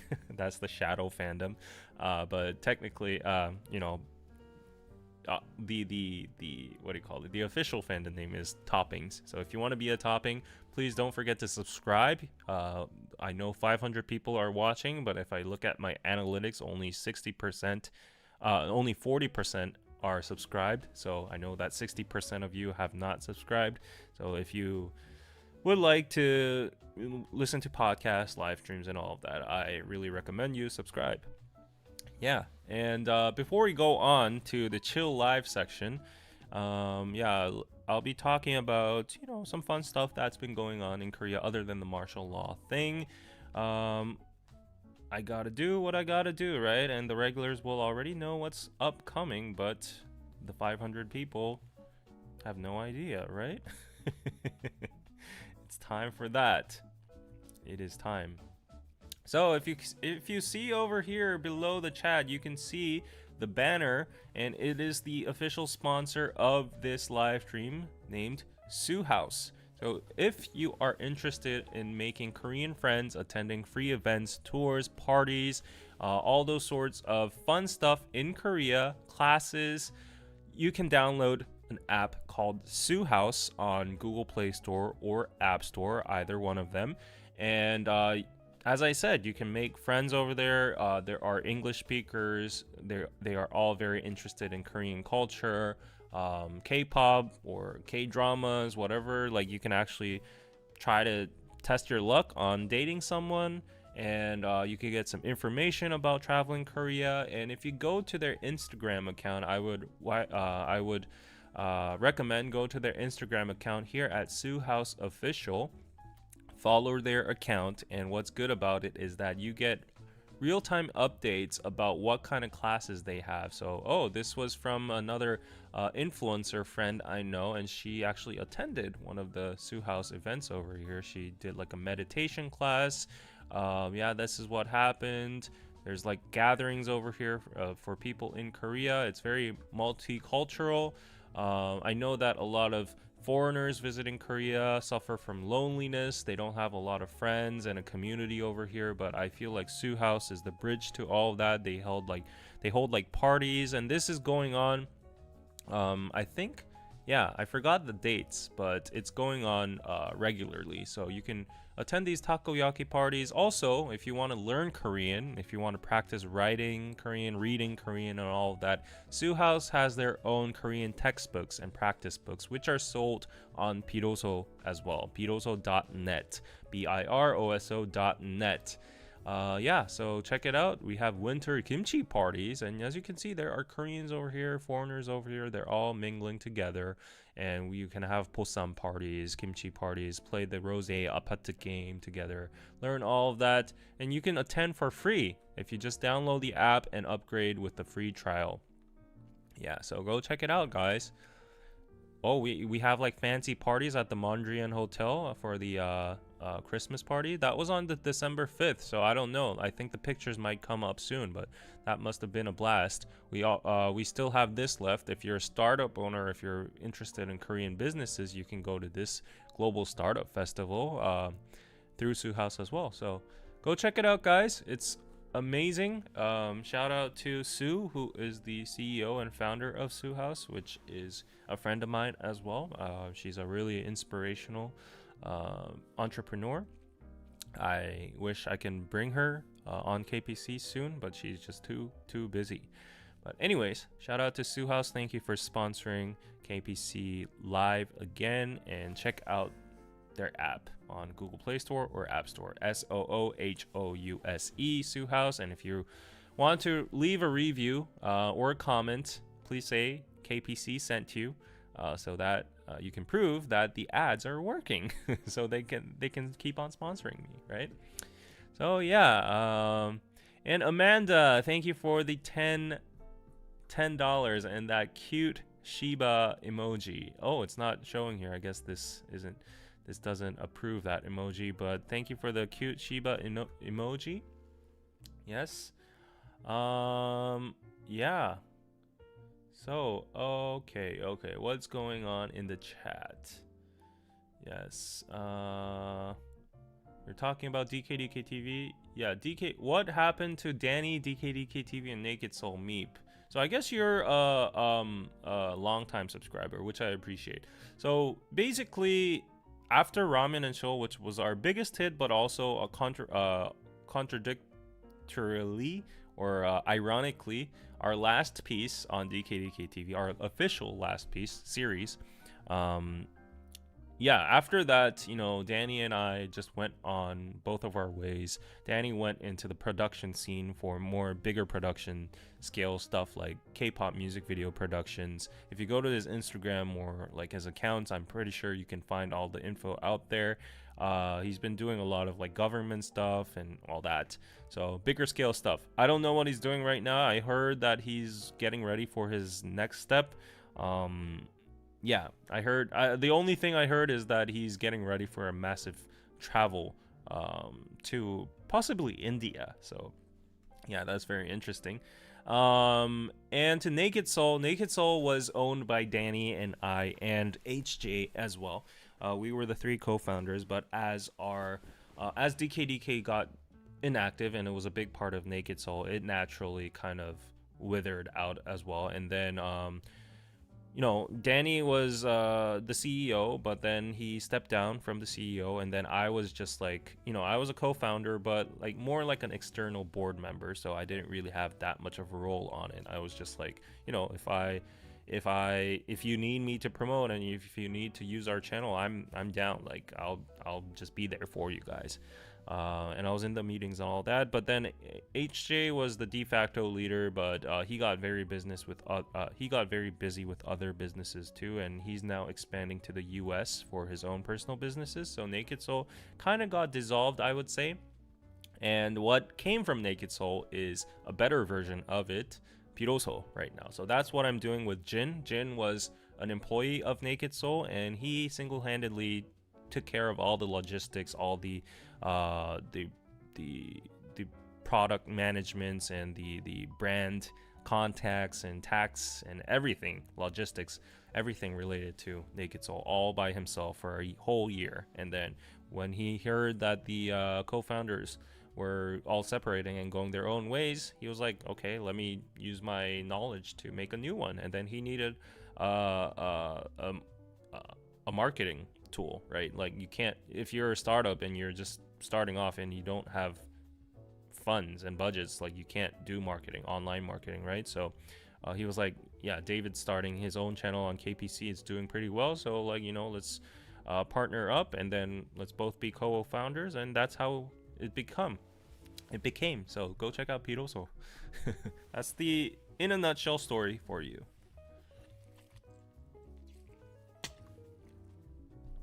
Yeah. Anyways, your last few vids did well, David. Pat yourself on the back. Yes, I am doing more of those style those style videos on my channel. If you don't know already, it's like these little video essay style videos. And right now, if you see this, this is one. Dating is dead. Why South Koreans choose to be single. This is over 100K right now. Organic views. And this podcast about why do Koreans dislike Korean Americans. This one's at 338K views. And why Seoul is the hardest place to live on earth. Koreans give up. It's about the real estate and housing problems. Speculative market in Korea. This is up towards 100K right now. I think it's going, the trajectory shows that it's going to hit 100K in a week. So I'm very proud of it. Actually, my friend Jerry from K Explorer today, he sent me the link of the most recent video, and he was like, bro, this was a very excellent video. Like, I was impressed. And every time I get these small little shout outs from my creator friends, I feel really proud. Yeah, so spoiler, I'm gonna be on one of his interviews because he wants to do a video subject adjacent to what I made. And yeah, he's like, yeah, would you want to appear on it and give your thoughts? And I was like, yeah, why not? So yeah.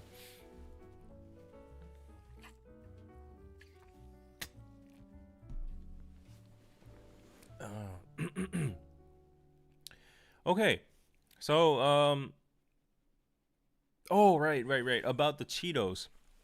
Yes, you guys know, for the past few live streams, I have been yearning for Cheetos. I have been yelling for Cheetos, and I have yet to solve the mystery of why they don't sell American Cheetos in Korea. They sell a weird version of it, which tastes like shit, cat piss. Never eat Korean Cheetos. While I am proud of everything else in my country, Cheetos is not among one of them. Yeah, I don't know why this weird Korean company, I don't know what company distributes Cheetos in Korea, but they've made Cheetos into shit, literal shit. So I'm sorry for the multiple shits, but yeah, I've been wanting to get my hands on Cheetos for a while. Some people in the chat told like there's a lot of like toxic ingredients in most of the American snacks and stuff. So that's probably like our Korean government's like FDA or whatever didn't approve it. Maybe, but I don't give an F because Cheetos taste good. It tastes good, and I need that US Cheetos. And because I guess maybe because I was whining and complaining about it the whole time over 2 weeks, 3 weeks, and I was like looking on the internet and it was sold for like $30. So I wasn't gonna buy it. Actually, one of my subscribers watched that, and she actually did the favor of bringing back 2 big bags of Cheetos all the way from NYC, and I met up with her, not just because of the Cheetos, but we had a different occasion, kind of, I guess, business related. Yeah. And we met up, and she was like, yeah, I brought some Cheetos for you, and I've already finished one bag. It's only been like 3 days, I guess, and I've already finished a bag, but I am preserving one there in the back. And yeah, I feel very guilty for finishing a whole bag. It only took 1.5 days, but there were just so many fun things to watch on Netflix and anime. So yeah, but in honor of my subscriber and to my past streams of myself taking a huge portion of those streams complaining about Cheetos, I will actually open the bag of Cheetos and eat some of it with you guys. Yeah. I don't know anyone who has an illness from Cheetos, right? Yeah. I'm sure it's okay to eat. Like, yeah. Your fingers aren't orange. What is the deal, right? I know, right? So let me get those Cheetos. Oh, wait, something went wrong. Okay, I don't know what went wrong, but my cam seems to be frozen. Let me just refresh it. Okay, there we are. I think if I just like touch the line, it sometimes disconnects because of the USB is like fragile.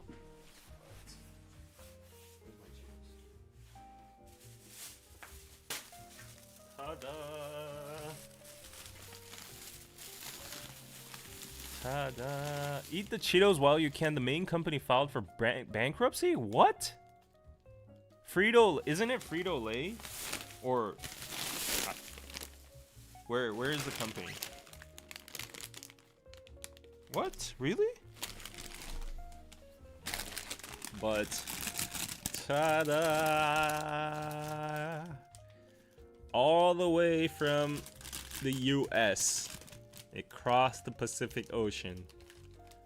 I have my holy Cheetos in my hands. Damn. I need to make this a thumbnail probably. that would be pretty off topic, you know? Like the title's like after the martial law, and then I'm holding a bag of Cheetos and staring into the screen. After the martial law, we are importing Cheetos to Korea. Is that the deal? But what he needs are Mexican Takis. I actually tried Takis before, and the spicy ones. Yeah, the purple or reddish ones or something like that. Yes. So I will pledge to myself that I won't eat more than 30 of them. Actually, I prefer these ones rather than the puffs. So, oh wow, look at this. Woo. Just how I like it. Oh, hits me hard every single time. Yes. What is your favorite snack? Tell me. It doesn't have to be US snack. Like, just let me know what your favorite snack is.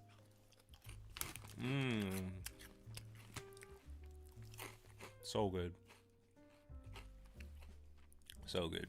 And also, in the meantime, since this has transitioned into a chill live stream section, you can ask away any questions you want.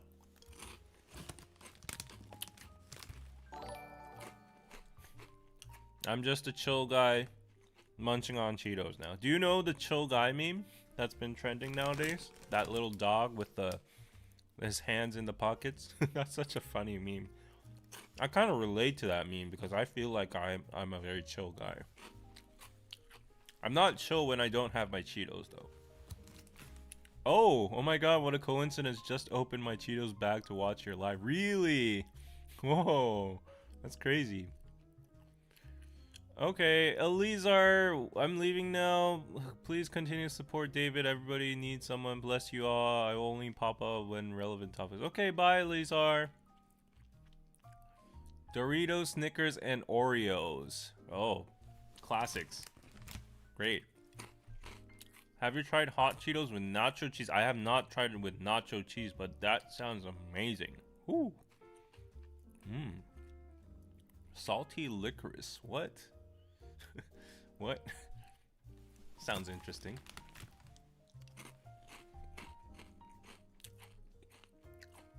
Unfortunately, I don't buy snacks because I either eat them in one sitting. Me too.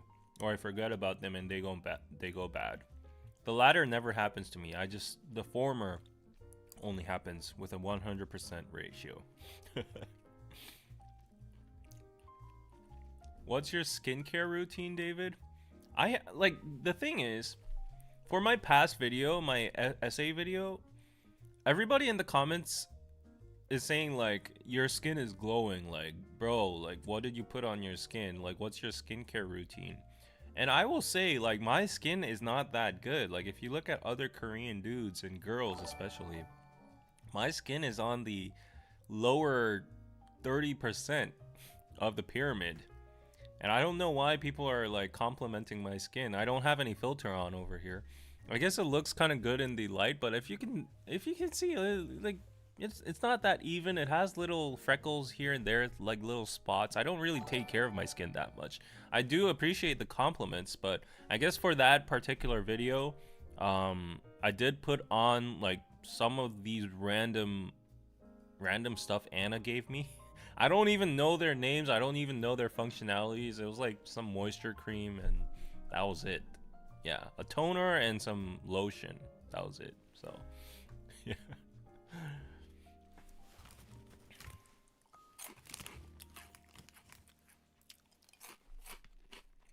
Mmm. Lay's, Pringles, and Doritos. You're an intellectual.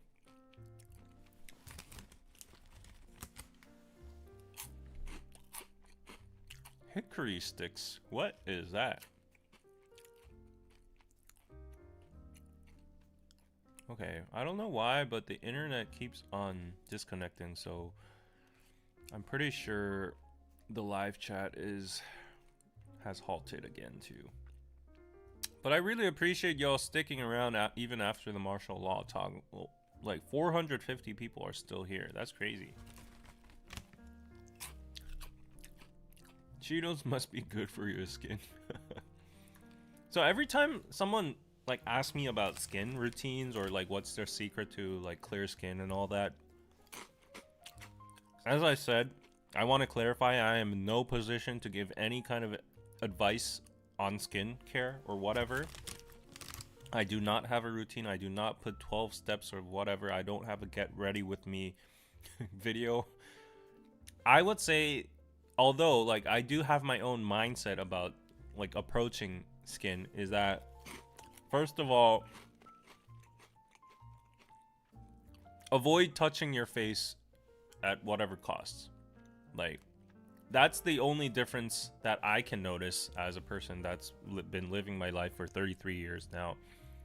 Like in the past when I did have a lot of like bad skin and like zits and pimples coming up and you know all these spots, when I think about my behavioral difference, I was like touching my skin and like squeezing those zits out all the time, and I was trying to do like, you know, with these Q-tips and all that, and I was trying to like forcibly handle the problems. But whenever I like, ironically, I grew old and I didn't really care about my skin more and more. I just took like, you know, a facial wash every single day before I sleep with foam cleansing.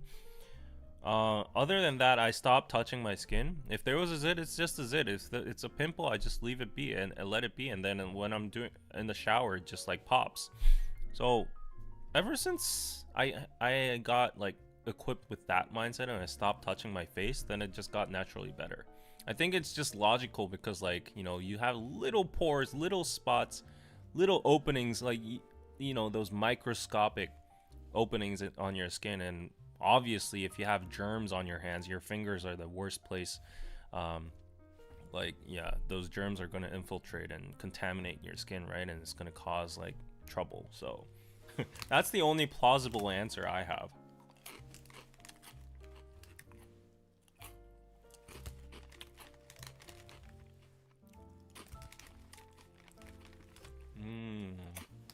So good. Ah!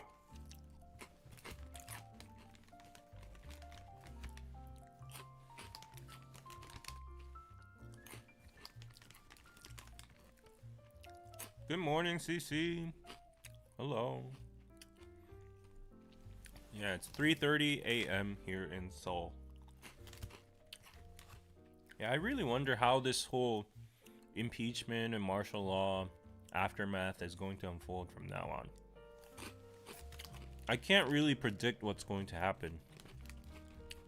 Everything's just very uncharted territory. No political party has dealt with this kind of situation before, so it's like really, I don't know.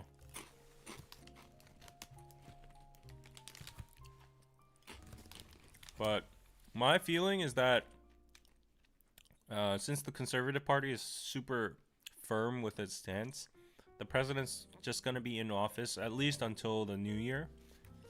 And in the first half of 2025, I feel like he's going to step down from the presidential office. That's my guess.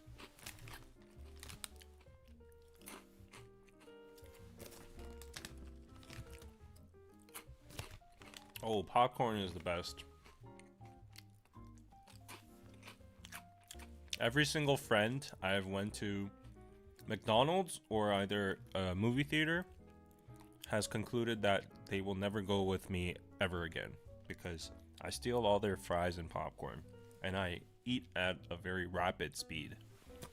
So if you buy a large popcorn and you share it with me before the movie even starts, you're in the trailer, like the intro, and it's all gone.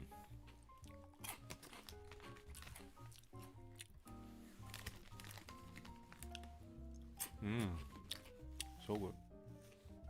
Just did someone knock on the door? It always gets very spooky because it's like so. This is like a very distant area. How long do you think the protest will last? Indefinitely, until he actually steps down. But it's getting really cold, so I think the weather is going to have some effect as well. But in the short term, indefinitely. Like, I can't put a date on it.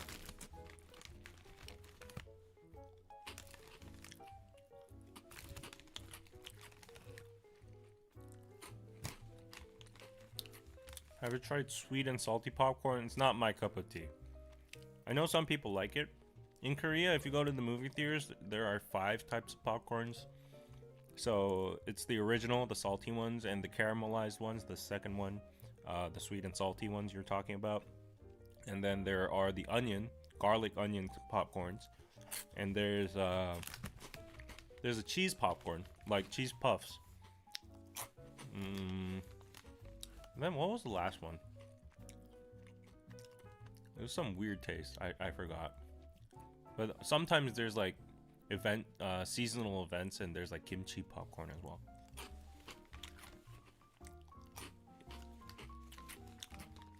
Kettle corn, yes, kettle corn.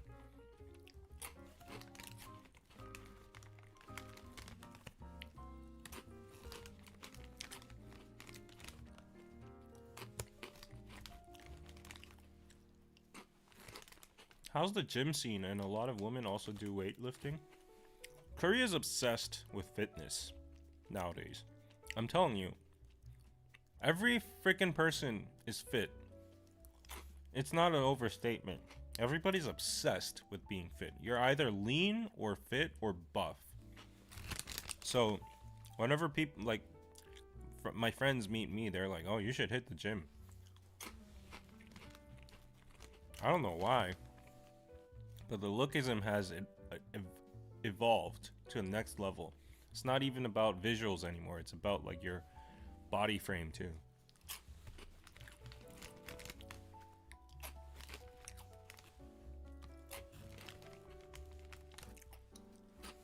That's why I'm gonna be hitting the gym this week.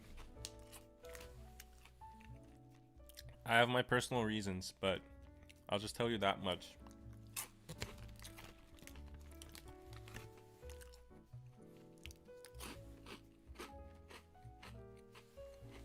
Do you think the PPP party has a future? Yeah, because they have concrete supporters. And also, this one single line makes them go. So, applying it to US politics just so that you get a idea of it. Like, I'm not on any political leaning or whatever, okay? Just to make a comparison so that you guys understand. What was the past, like, who was against Trump? I even forgot. Kamala. But even before that, it was Biden, right? So let's say Biden. I want to be less controversial. Let's say Biden is running for president. The presidential election is coming up and Biden's running, Trump is running. And let's assume you're on the Trump side. Because Trump's side is on more of the conservative party, right? So the conservatives on his side would say, if Biden's coming out for presidency, they would say, anything but Biden. We'll take anyone other than Biden. will do anything to prevent Biden to become U.S. president. And literally, they will put anybody as a candidate, and they will support that party no matter what, with the political agenda of preventing the other side from electing their presidential candidate. And I think that's pretty much universal here. So that's what's going on in Korea. The Democratic Party's leader, Lee Jae-myung, he has nationwide hate. Half the country hates him. He has 4 criminal records, and he's under trial right now. And people allegedly think he's like a secret murderer and stuff like that. His views about the economy are very concerning, even to my standards, on social welfare and redistribution of wealth and all that. He's very much on the left side, and so a lot of people hate him. So even for the previous presidential election, people thought Yoon Suk-yeol, the current president in office right now, was a dumbass. Like, everybody thought he was a dumbass and he wasn't qualified. But because the media and the Conservative Party pumped him up, and everybody was saying, if Lee Jae-myung becomes president of Korea, that's the doomsday of Korea. The conservatives were, so concerned of that. It was like, even if we put a dumbass or a puppet in the office, it's going to be better than the opposite party.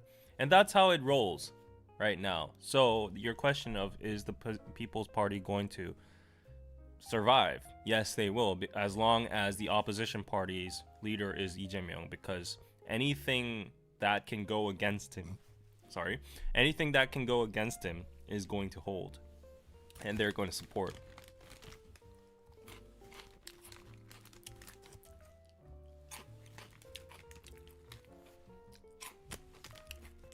So it's very stressful.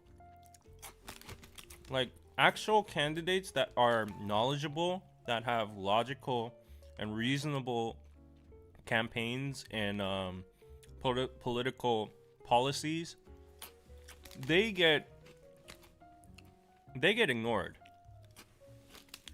And people who create, I guess, controversy and sensationalist narratives, and I don't know, maybe it's some puppet master that has actual power behind the scenes that are like pumping these guys in the media and stuff.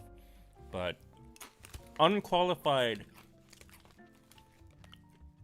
politicians and presidential candidates keep on just surfacing for some reason, and the Conservative Party knows that the old people or the conservatives are going to support that person no matter what, even if he's unqualified, just for the greater good or the sake of defeating the other side.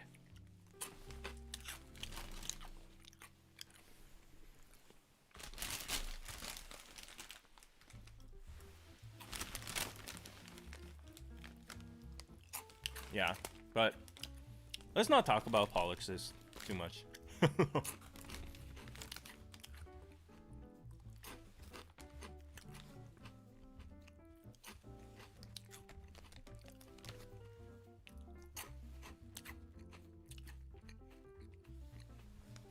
Oh my god, I need to stop.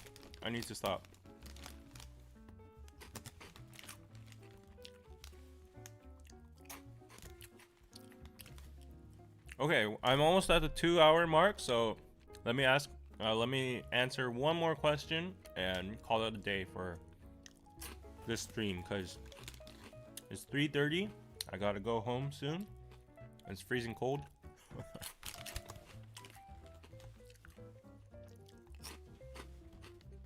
Is it common to talk to people at the gym? No.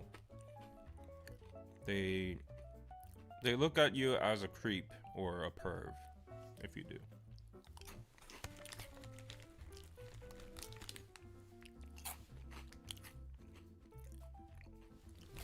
Oh, I need to stop. Yes.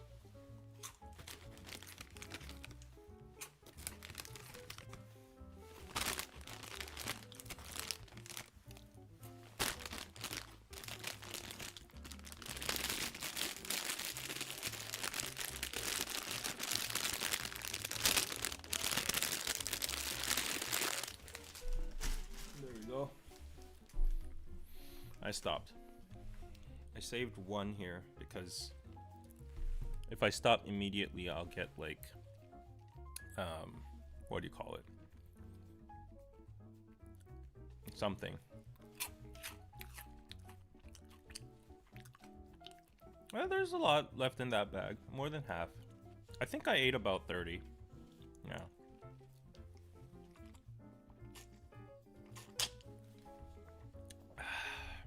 You need one of those clips, yeah. Yeah.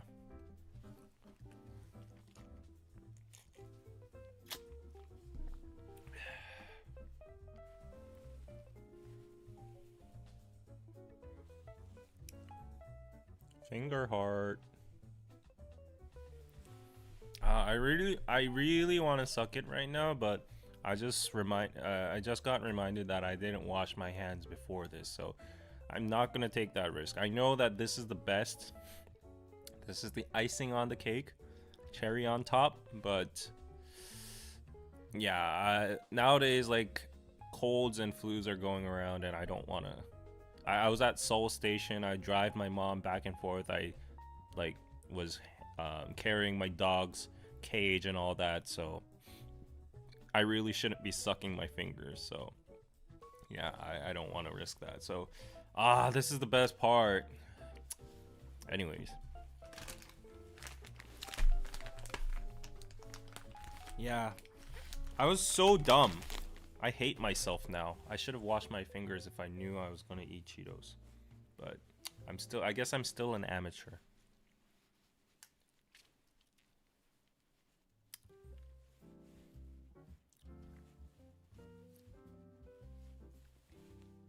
You need to put Cheetos on your pizza. Tastes great. Oh, really?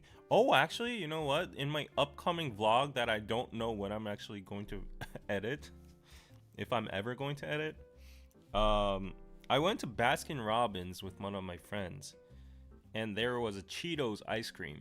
So I actually vlogged it, and it tasted horrible. So, yeah, maybe you'll see that coming. Nah, bro, a good suck makes it all better? What? Is that what she said to you?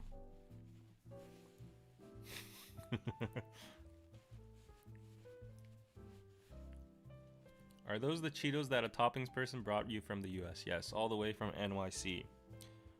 I was so touched because like she was like, oh, she was at a 7-Eleven and getting packed for travel and stuff, and she remembered that I was like complaining about Cheetos.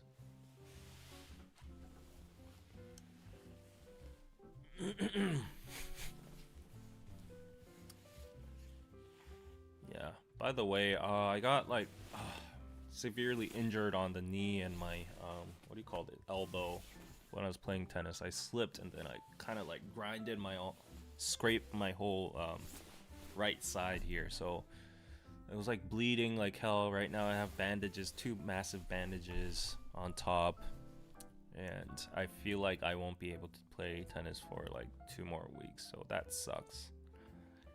But just giving you an update about my well-being. Check Roscoe's. Are you talking about the Roscoe's we went to when I was in Cali? That chicken place? That was good. I think it was chicken and waffles, maybe? I can't stop eating Cheetos once I start. Same. It took massive effort for me right now to fold that bag of Cheetos. Yeah. Thank you, Joyce. I will look that up. Yeah. Isn't it too cold to play tennis outside? It is. It is quite cold. But people who are crazy just do it. Okay, guys, so I think I will cut it short today. It's been 2 hours already. Thanks for tuning in to the KPC Chill Live. Um, yeah, and I will probably be doing another live within the week. Just to give you some heads up, I am in talks with this company that works with small businesses and the government organization, and they want to test run like promoting some of their products on my channel and Piroso as well. So we're going to be doing like a joint little project together, and we're getting paid for it, so that's good, right? So next time on the live stream, I'll probably be promoting that item. I don't know what it's going to be, but just letting you guys know that yeah, it will be some random product, but if you can, just please show some support in the chat, because I need to send over these receipts, the video receipts, and like see if the clients are satisfied or not. I don't think they're looking for actual sales, but they're just looking for exposure and report material and stuff. So if you can just say some positive stuff while I'm doing the ads and promotions, that would be really appreciated. And you'll actually be able to buy them on Piroso. So just giving you a heads up on that. And yeah, I will notify you the time, because I need to get the products beforehand, and we need to make the product page on Piroso as well. So it might take some time. So it might not be on the regular Tuesday time. I know nowadays it hasn't been that regular anyways because of Anna and my schedule. So yeah, thanks David. We will support you as always. Thank you so much. Miso Soup, thank you so much. Kel, I hope you have a good week. David, see you next Sunday. Next Sunday? Oh, I thought you were like visiting or something. I was like, oh, did I? Yeah. Consuelo, take care, man. Thank you so much. Sunny, get some good sleep. Yes, I will. We just don't bother to chat about it. That's also awesome too. And wait, Genoviva, just one last comment. Before you leave, just wanted to say that I am so glad and happy that the martial law didn't escalate, because I have many family in Korea. Love your channel and have a good day. I'm from El Paso, Texas.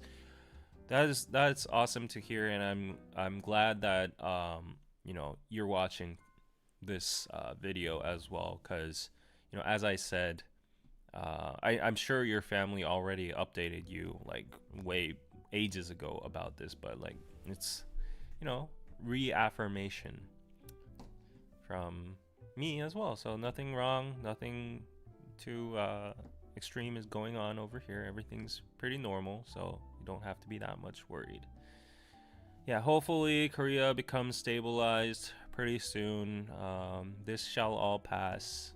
We have bigger problems to deal with other than this as well. So yeah, we have a long way to go, and I will be here to always talk about it and inform you about it. So hit that like button before you go. I will send an ad your way so that you can indirectly support the stream.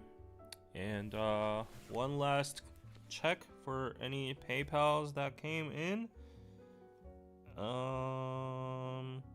Oh wow, actually a lot. Okay, what would have I done if I didn't shout out? Chandra, thank you so much. Pocket Money, good to catch alive again. Thank you so much for the 25. Pizza, Cheetos pizza. And Mary, wow. Mary has been sending so much support every stream, and I really, really appreciate it. Shout out to Mary. Thank you for the live stream. Concise and short. $50. Thank you so much, Mary. I saw your, I think I did a shout out last time too, but thank you so much for your support. Really, really appreciate it. And yeah, you can put more messages on your PayPal too.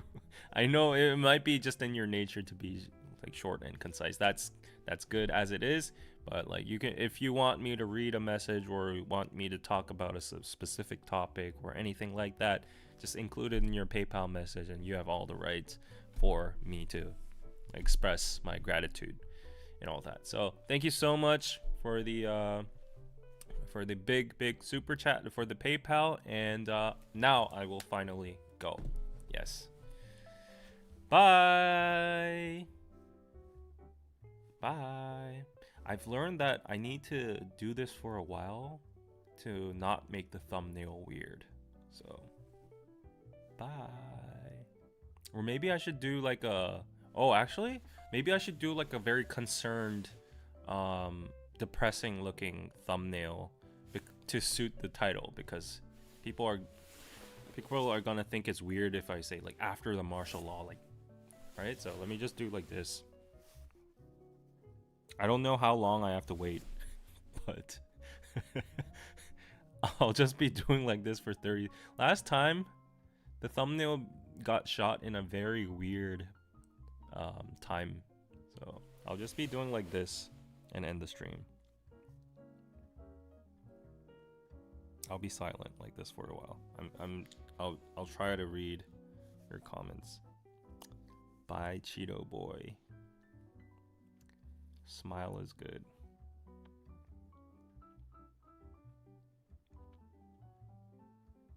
Count to 10 and hope for the best. Okay, that's what I'll do. Smart. 10, 9, 8, 7, 5. No, 6, 5, 4, 3, 2, and sending an ad your way. Bye.